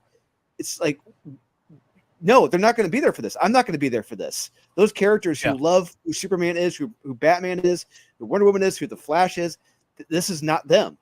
Why would I come back? Why would I be there for this? Yeah. Well, and it's like, I think we'd be more open to these like Elseworld type stories if pretty much the entire line didn't already feel like an Elseworld type story. Like, I think at this point we're getting, especially with Batman, we're getting so many different Batman stories, and it's like, okay, great, but none of them feel like Batman. Like, they all feel like this weird, disconnected, let's see how different we can make things, and people just want Batman. They want what they like. They want their comfort food. Just give me my street level, badass crime fighter that's breaking bones. Thank you. Like, I don't know. But yeah, this does not look good. It didn't look good from the first image I saw of it. And then once I started hearing Scott talk about it, I was like, oh, this sounds rough. And then as I started speaking of that, Josh, speaking of not looking good, Scott Snyder does not look good. I'm going to say this right here. I have seen him, I've seen him on do interviews and videos, but going as far back as 2017, 2018, he looked very healthy, very fit, energetic. Now he looks bloated. He looks tired. He looks desperate, and it does not look good. Yeah, he looks like he's stressed. And I don't think he has the biggest self-confidence. Even when he was doing Batman for the New 52, I don't think he had the best self-confidence because he was constantly looking for validation. You don't call up a review site and have a conference call with all of their reviewers if you're secure.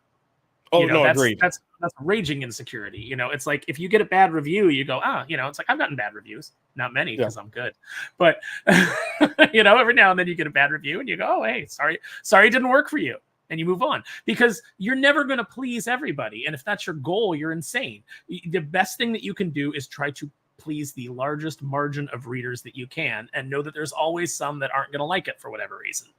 And, it's like you can try to win those people over, but you don't want to do that at the expense of the larger majority that are digging it. So, to live and die by each review, There's a lot of insecurity in that. You've got to have a thicker skin in any creative endeavor, or putting yourself out on the internet, or even tweeting. Like, you need to have a thicker skin, because it's the internet, and they're going to come for you. Agreed. Before we get to some of these comments, or I guess we're getting to comments, before we get to the on-topic comments, we do have Maxfield von Priestley, Mr. MVP himself, coming in with slap that like button.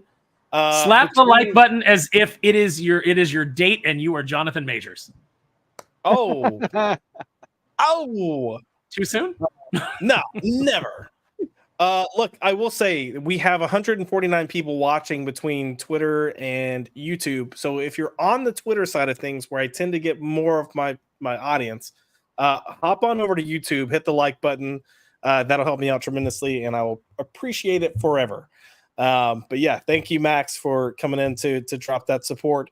And let's see what the folks have to say about Absolute Batman. We've got Lane Kramer coming in with, I am not reading Absolute Batman, guaranteed. I think a lot of people are with you on that one, Lane. So yeah, I mean, I like the Nick Dragotta art a lot, and I wish he was on a different book. But everything about this just, I mean, and I'm sure it'll be competently done. Scott Snyder's a competent writer. I'm sure that he'll execute this, is to the best of his ability. I'm just not interested in any of the premises here. I'm not interested in this stupid battle axe. I think it's dumb. I think that a lot of the things that are being done here are just really dumb and really basic, and just kind of like, oh, what do we do? How do we make the character different for the sake of being different? Oh yeah. And that's what it feels like. I think that's why people aren't responding to this. Cajun Corey's coming in with a string of comments. Oop, clicking the wrong. There we go. But he goes, "What is that chess logo?" Well, trust me, we were asking the same things. He followed that up with, "I am the wall. I am the building. I am Brickman." I mean, if you're a city engineer, you're not too far off, Cajun. And then he also came in with, "What if James Gordon was trans?" Oh my gosh, that story hasn't been done yet. It hasn't. So don't give them any ideas, Corey. Do not get Mags on the phone. Oh God, please don't. Please don't. Let me tell you about Skyrocket. Oh God. I'm terrified. We've got Ian in the house who don't know the lore of when that whole Skyrocket thing was going around. I said, I said, you can't tell me you love a character if the first thing that you want to do is get a hold of that character and change everything about the character. Yep. And Mags retweeted it and said, characters are ideas. And I wrote back, yes, you should try having, I said, you should try having more than one. Yes. I've got a great story for this character. I'm going to make the character trans. So you're going to make the character you? I'm going to make the character trans. So you then. Yeah, okay. So this character will be you. Yeah. Just like the last character was you. And the one before that was you. Not as cool as me, but yeah. And the two in that one book were you. Yeah. And after a week, I might go take a shower. Okay. Oh, that bathroom picture. Oh. When I saw the picture of Mag's bathroom floor, it made immediately in my head. I heard, "I want to play a game." Oh God. You can't make me laugh. Are you still coughing? Yeah, it will not go away, man. I'm on like medication round number 3 trying to get rid of this crap. Anyway, Ian Miller is coming in with Black Mirror is a masterpiece, and I think Snyder deserves to be remembered for that. 100% agreed. But most of the stuff afterwards. We're not going to deny that. Yeah, exactly. We're not going to deny that, but we got to remember that was well over a decade ago. And in between then and now, the good to the bad is vastly outweighed by the bad. Well, it's just like you say, like, Jeff Loeb did The Long Halloween and The Dark Victory, which I don't think was as good as Long Halloween, but I still enjoyed. Right. But then he did like Ultimatum. So at some point, like, you get further away from where your really good stuff was, and you keep making stuff that's like, like we're way closer to death metal Scott Snyder than we are to Black Mirror Scott Snyder. So, I wish him luck. I wish that, I hope that he knocks this out of the park. I would love to be wrong. I would love this to be amazing. I just don't see that happening. Yeah, agreed. Lane Kramer's coming in with this is just sounding worse. Did we mention that he works out at Croc's gym and that all the villains were his friends when they were kids and they all had nicknames like the Riddler and Cat Lady and they all had little names for each other because he likes to tell riddles all the time and so you're the Riddler and we're all childhood friends. Yep. No, we didn't cover that. But yep. Yeah. Which this isn't the first time Scott himself has tried to do that. For All-Star Batman, I think it was All-Star Batman. He had it to where Bruce and Harvey were like childhood friends, and then there's a whole mental. That's one guy, though. One guy is fine. I know. He did try making the world smaller. That like everyone and their dog worked for Wayne Enterprises. But it's like the Marvel. It's like the Marvel movies they made Iron Man, Tony Stark responsible for all the fucking villains in the cinematic universe. Like, no, stop that shit. Yep. Everybody's connected. It's like in the G.I. Joe Rise of Cobra movie where it was like, hey, what if Duke used to date the lady that became the Baroness? And what if her brother was Cobra Commander and they all hung out together and were friends? Because we need to tie it all together. Like, it doesn't need to be tied all together. Like, you can just meet people along the way. Yeah. This is just all making me sad. Maybe the real Cobras, Josh, were the commanders we met along the way. Maybe. I feel like we should have some inspirational music behind us right now. I need a kazoo for this show. Oh, yeah. We really do. Going back to when I mentioned when I was teasing what might be changed with Joker, before we said it, Yuri Volti came in with, please don't tell me Joker is rich. Well, I burst your bubble like 3 seconds after you posted this, so I'm sorry. And Cajun Corey came in with, of course, Joker is a rich white guy. Of course. And the whitest of the white guys. Yeah, and how, if we're predicting this shit, how could the people at DC, if Scott Snyder is pitching this stuff to Jim Lee and everyone else, how are they not saying, let me guess, Joker's this. Let me guess, they're doing this. Let me guess, Batman's this. Let me guess, Batman's that. This is all fucking lazy and predictable. It just... Yep. I'm sorry. Like the kid that peeks at his Christmas presents, I have to say I find this entire thing strangely anticlimactic. Yes. Very much so, yes. What? Why? Yuri Volti, painful. Lane, yeah, this is gonna be bad. All very true, all very on point. And the more I know, the less excited I am for this. And Jaimin D coming in with, might as well go all in, make Talia Robin. Yep, why not? Oh my god, that subverts my expectations, so I love it. Yep, but it makes sense because like the League of Assassins are all destroyed, but guess what? One survived, and Bruce is gonna find her, and she's gonna be just a little kid, but she's Talia al Ghul. No, I want her to be a full-grown adult, and I want him to adopt an adult. Yeah. Barry, yet it's actually his expectations. Barry, yeah, it's actually his half sister, and like he's going to have sex with his half sister at some point in this book. There we go. Boom. Oh no, that's shocking. Oh gosh. Ian came in with, I will say a lot of my friends who don't read Batman are excited about Absolute Batman. It depresses me. I've got a lot of people at my LCS that are excited about it, and I keep kind of hinting like, I'm terrified for the future. If people are excited for this, I am terrified for the future. There's always people that are excited for, whatever.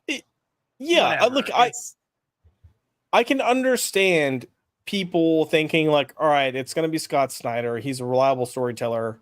I think I can get behind this, but I think they're going to be let down. I understand them reading Chip Zdarsky's Batman right now and going, please God, just give me a Batman, any Batman that I can sink my teeth into. Yeah. That was another topic of conversation at my LCS is how everyone hates Batman. So specifically Chip Zdarsky's Batman. Capital Video coming in to remind us Long Halloween next week. Yep. I will be checking that out for sure. Max's bathroom still haunts my nightmares. That among other things. And And Code Man says, Sorry. go ahead. Do it. Do You it. were surrounded by razor blades. You have exactly 30 seconds to...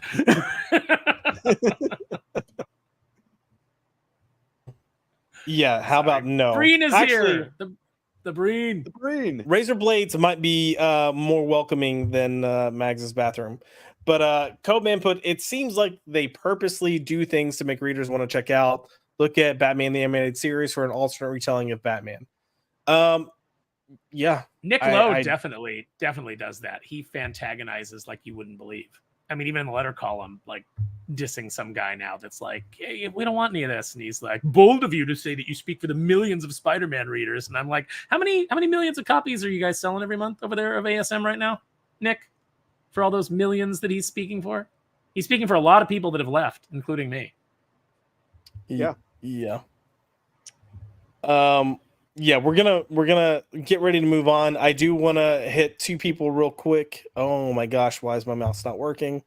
There we go. But yes, Eric Breen is in the chat. What's up, Breen? How are you, sir? Good to see you here. And we also have Cannoli Sasquatch hopping in with Absolute Batman. No, thank you. Cannoli has been on a like fast-paced introduction to comics, and he's like blowing through books. But he started off with Court of Owls and loved it, and is going through the rest of the Scott Snyder stuff, and he's not loving it as much. So I think by the time he finishes and Absolute Batman comes out, he's gonna be like, yeah, no, I'm good. I hated Death of the Family. I hated that story that was afterwards. I hated Bunny Bat Gordon in the Robo suit. I hated all of that. I saw like the 2-pack of that toy the other day, and it was like, no. Oh no. Yeah, no. Where Gordon magically just becomes like a fit Supermarine type thing. Yeah. Yeah, it was like, what is that? Overnight. Like, oh, I stopped smoking cigarettes, so now I'm like fit as fuck, man. Is that how it happens? There's a whole thing about not smoking cigarettes in the story. Yeah. Also coming in with $5, the man himself, H.A. German, with Here Comes Calico. Woo! Or The Calico. Real comics from real creators. Support indies, support the channel, support these hardworking creators who truly love comics. One, thank you for the $5. And yeah, look, I know we are negative or critical about a lot of stuff, but I think we're seeing some of the worst comics in a good while. So yeah, I mean, but we also praise the stuff that we love. So if you get a chance, go check out HH's page. He just wrapped up a campaign where he released Calico in a trade format, but he's got the original issues, he's got the trade, he's got manga. So a lot of stuff for you to go read and enjoy. And I've read Calico, and it's brutal and got a pretty good message behind it. So HH, I can't wait to pick it up in New York and have HH sign it for me. Hell yeah. Super but psyched. For that, I think we will go with this clip here.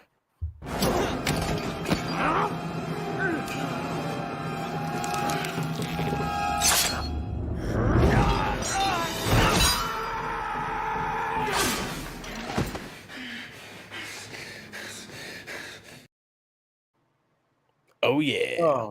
Yeah, I remember that night. Remember going opening night to see that packed theater. Everyone lost their shit, during that scene. It was awesome. Mm-hmm. Oh yeah, when he just started going off and wrecking all those dudes, like everybody in the theater was like, "What? Yeah, this is what we came to see, baby." Oh yeah. Yep. Yeah. We do have IJP Mexon in the house. What's up, IJP? Nice to see you here, man. I really don't want to talk about we have Dylan Lindsay coming in with $5. And Dylan put, I'll admit that I'm part of the problem. I'm getting Batman, Superman, and Wonder Woman when they come out. Dylan, how dare you? When they come out, I want to give them a chance. Can't be worse than Chip's Run. That's absolutely fair, man. I thought you meant you were getting the current runs of Batman, Superman, and Wonder Woman. And really, Batman and Wonder Woman had me going like, why? But look, I'm going to be picking these up. When they come out, I'm going to give them a chance. I'm going to read them. As much as maybe I will get my dislike of how much they're changing so that when I do read it, I can say like, look, they change a lot. I can understand if that upsets you, but And from what I've heard from people that have read Batman, that it's actually a solid story, but it's not the Batman you're wanting or expecting. And then I've heard I will Superman and say Wonder this. Woman are awful.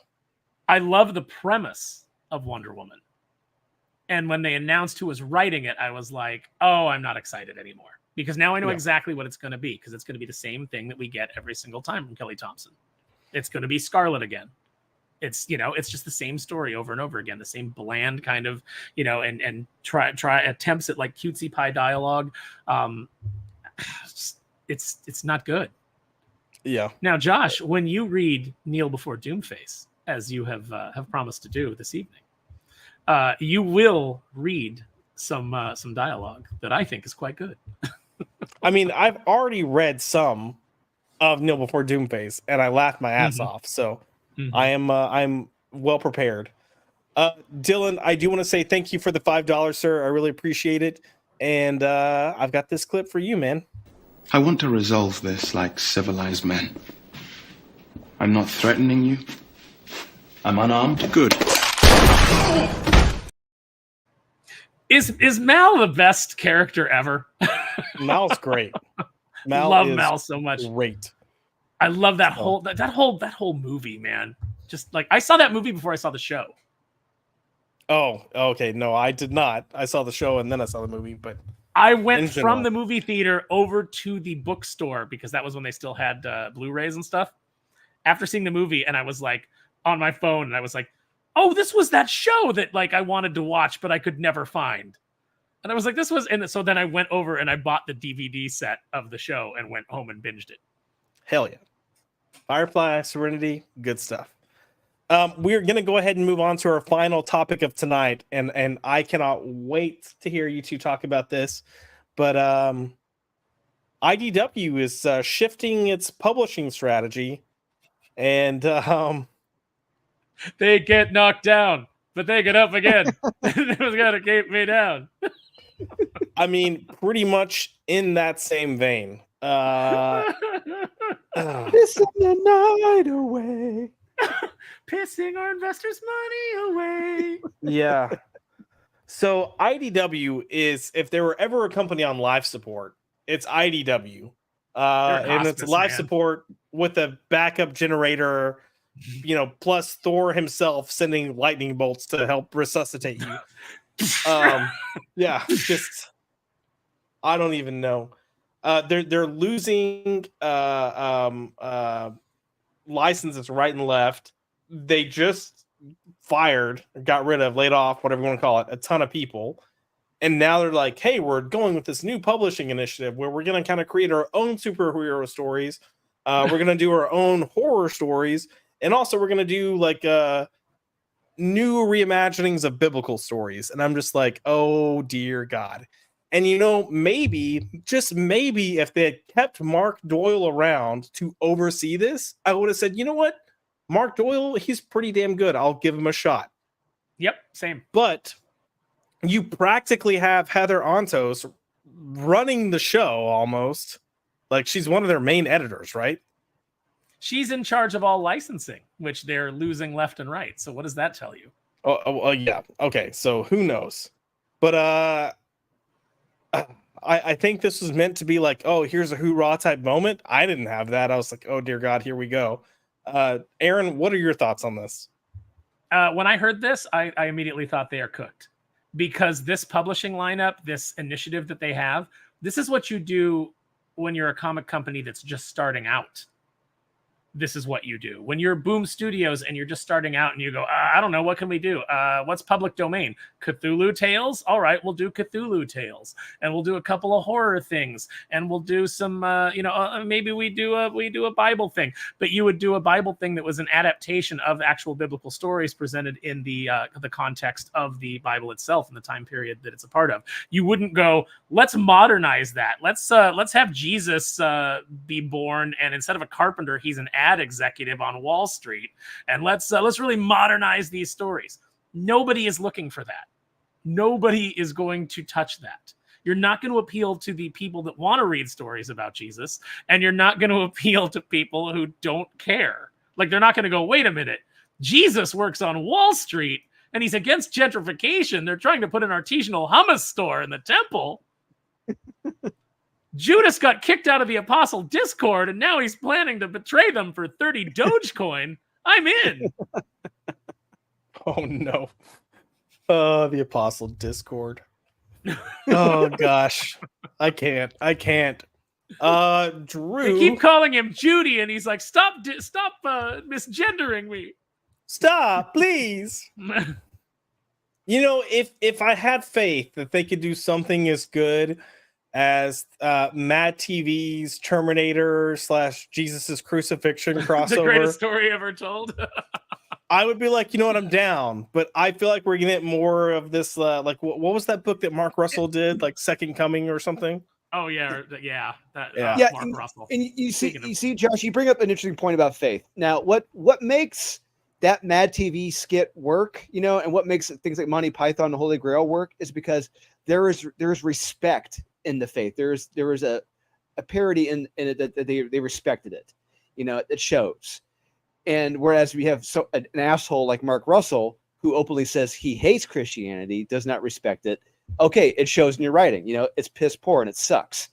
And honestly, Mark Russell must also hate. He must also hate comedy, and he must also hate writing, and he must also hate comics because everything he does shows a contempt for what he's working on because none of it's good. I think he just hates his life and just hates himself. Honestly, that's what I get from this guy. And that's what I feel like we're going to get from these books, like, considering the Bible-related product. You know, someone like Heather Antos, who would probably be at the forefront of hiring these people, someone who has no faith. You know, she's going to hire the next Mark Russell she can find. He's someone who will be taking cheap, low pop shots at Christianity. And that's what we're going to get. And speaking of horror as well, all those books you have back there in this the backdrop for IDW. A lot of those were books put forth by Scott Snyder. A lot of those were horror books, suspense books. So it's not like they didn't dip out of it. They were in horror very much.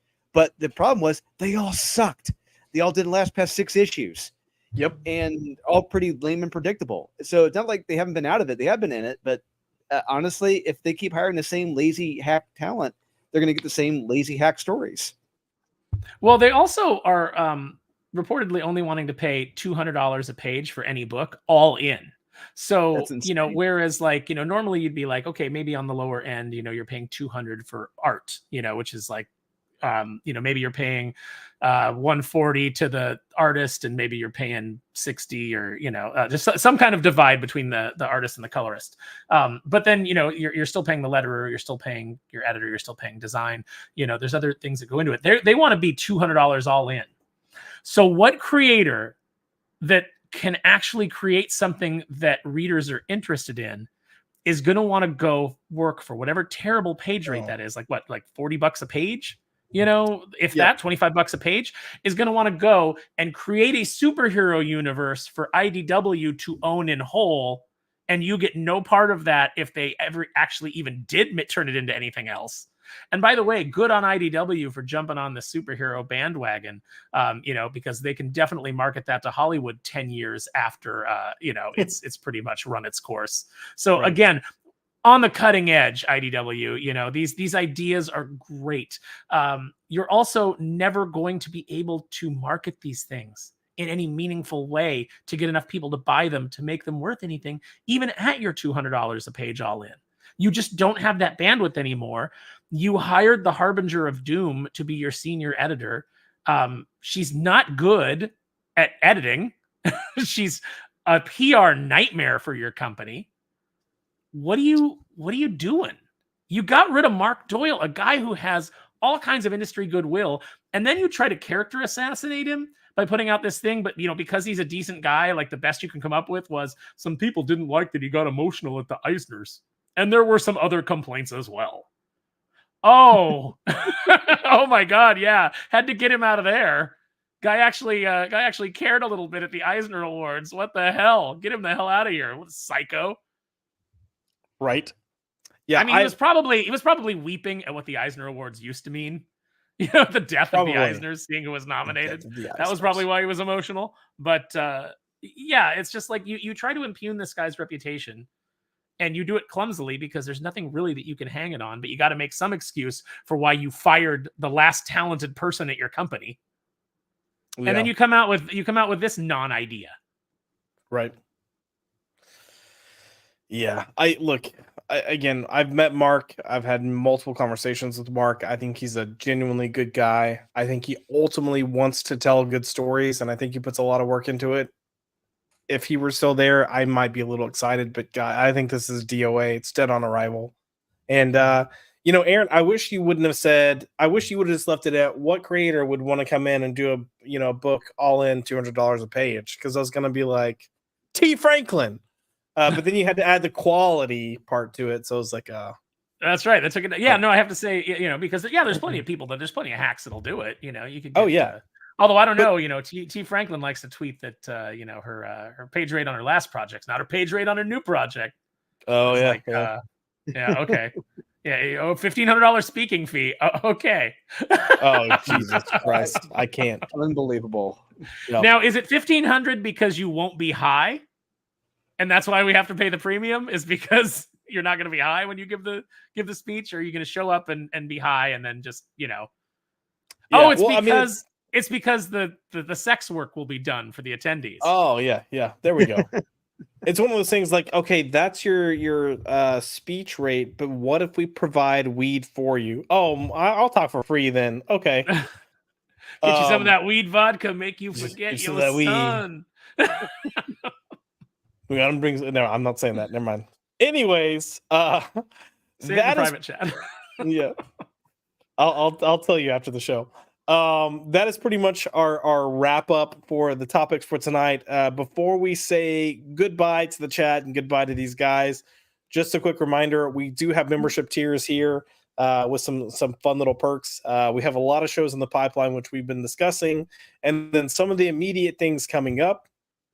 Next Tuesday, Drew and I are going to be covering top 5 comics of August. So we've kind of pushed this back a little bit to make way for the announcement last week. There was too much news that I needed to get to this week. So top 5 comics of August, we'll be covering that. And then it's going to be a good time. And then we'll have top 5 comics of September coming in October. But that will be next Tuesday. The Tuesday after that, so this will be Tuesday, October 1st, we are going to have the official launch of our comic book club with Superman for All Seasons. And this is going to be something that pretty much anyone is welcome to join the panel. I do ask that reach out to me first. We are going to reach out to creators first to fill up spots. If we have some openings and you're a fan of the channel and you tune in, I will then turn to you to see if you would like to join us. But I will be vetting you before you come on. I'm not letting people that I don't know at all come on my channel. And I have the right to reserve to kick you off at any point if you get too crazy. But ultimately, I just want to get to where we focus on a book that's a good book and what we love about it. It doesn't need to be too in-depth. We're all just going to kind of talk about the story, why we liked it, and go from there. But it's going to just kind of be a hangout session. And I hope you join us as we start this venture. And then last but not least, the first Monday in October, we'll have X-Men dropping for Marvelous Monday. So I've got quite a few shows already planned or finished that we just need to premiere as we continue our Marvelous Monday journey. And Drew is involved with that along with Nadia and Shield Wall. So I've got a good little trio there with me on that one. And that is pretty much all for tonight. So, Aaron, if people want to find you, where can they find you? Before I answer that, I just want to answer the IGP Mexican in the chat who said, I don't know if Monty Python respected it, but they were still funny. Actually, I did see an interview years and years and years ago where they were all sitting on a stage and they had like Graham's ashes or something. And they were talking about the life of Brian. And they said they sat down to write a parody of the life of Jesus. And as they were sitting down and they were going through it and they were trying to come up with jokes, they all started to feel really bad. And they were like, I don't think we can make fun of this. I don't think that this is going to play. I feel bad about this. I don't want to do this. And they were sitting around like really bummed out because they put all this effort into doing it and they were planning it. And then they were just kind of sitting there. And then somebody said, all right, what if it wasn't Jesus? but it was a guy that everybody thought was Jesus. And then they were like, oh, we could make fun of that. And they were off to the races. So they Nice. did have a little bit of respect. So you can find me on X or Twitter if you still prefer the old name, at Aaron_Sparrow. You can find me at Instagram, Aaron Sparrow. I post lots of stuff about Kneel Before Doomface. Go sign up for the Kneel Before Doomface mailing list. It will be transferred over to the pre-launch page as soon as we have that up, which is being worked on right now. And you can email the Lord of Desecration himself at kneelbeforedoomface@gmail.com, and you may just hear back from him or Lexi.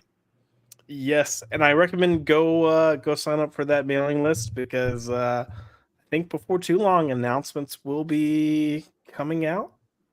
Mm-hmm. So do it. Before I go to Drew, I will say we have 178 people watching between YouTube and Twitter. Again, if you're on the Twitter or X, apologies, it's always going to be Twitter to me. I'm sorry, Elon. Same. If you're on the X side of things, please, if you don't mind, come to the YouTube side of things, hit that like button for me, and especially after suck it. Degeneration X. That was good times. Come to the YouTube side of things, hit the like button, leave a comment after the show, and regardless if you do or not, thank you for being here. I do appreciate it. Drew, where can people find you if they want to find you?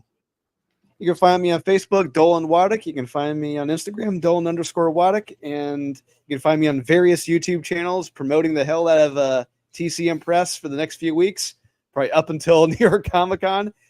And just if you want to see what work I'm doing, that's all I'm going to be posting on Facebook and Instagram. All my work. That's it. Then you can find us in person at New York Comic Con because we'll be there. You go.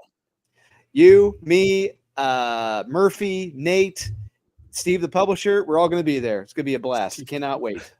Steve, maybe Josh.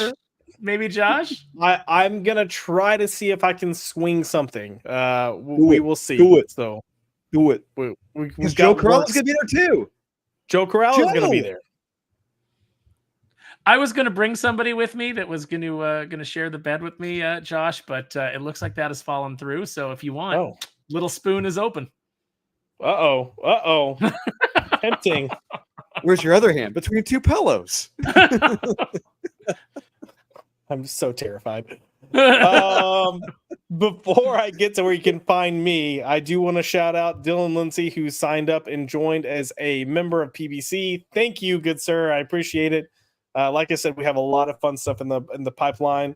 One of the things we didn't discuss is graphic content, and we'll be kind of doing it as a layered that we'll have a graphic novel review drop, and then there will be a follow-up review to a book that's a similar book. So, for instance, we're kicking things off with Batman Year One, and then there will be one that's for members only. That'll be a review of Catwoman, Her Sister's Keeper, because it is like the tie-in Catwoman story to that book.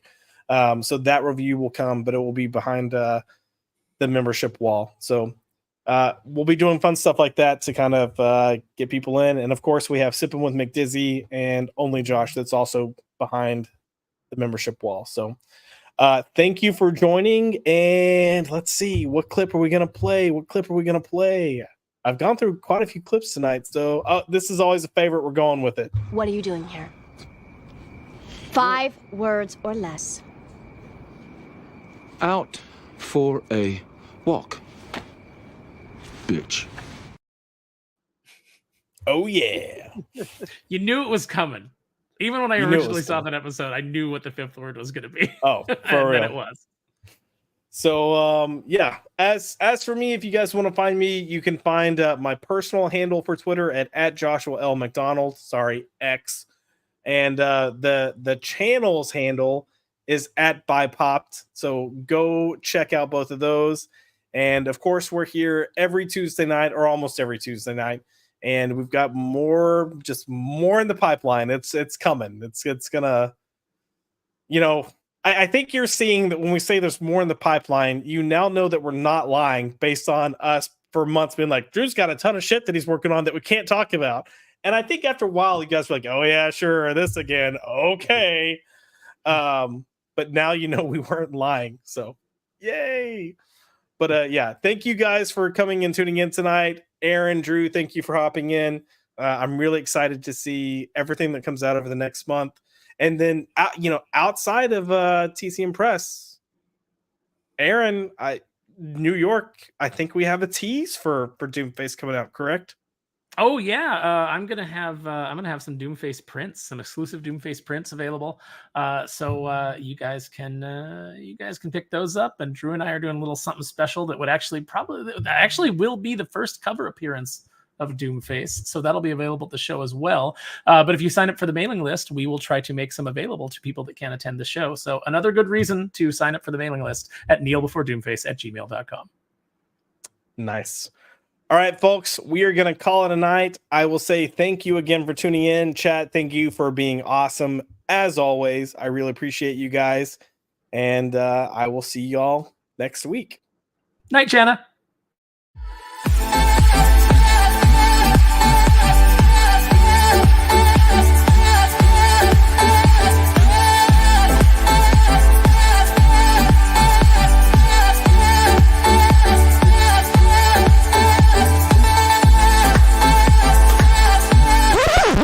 Get the fuck out!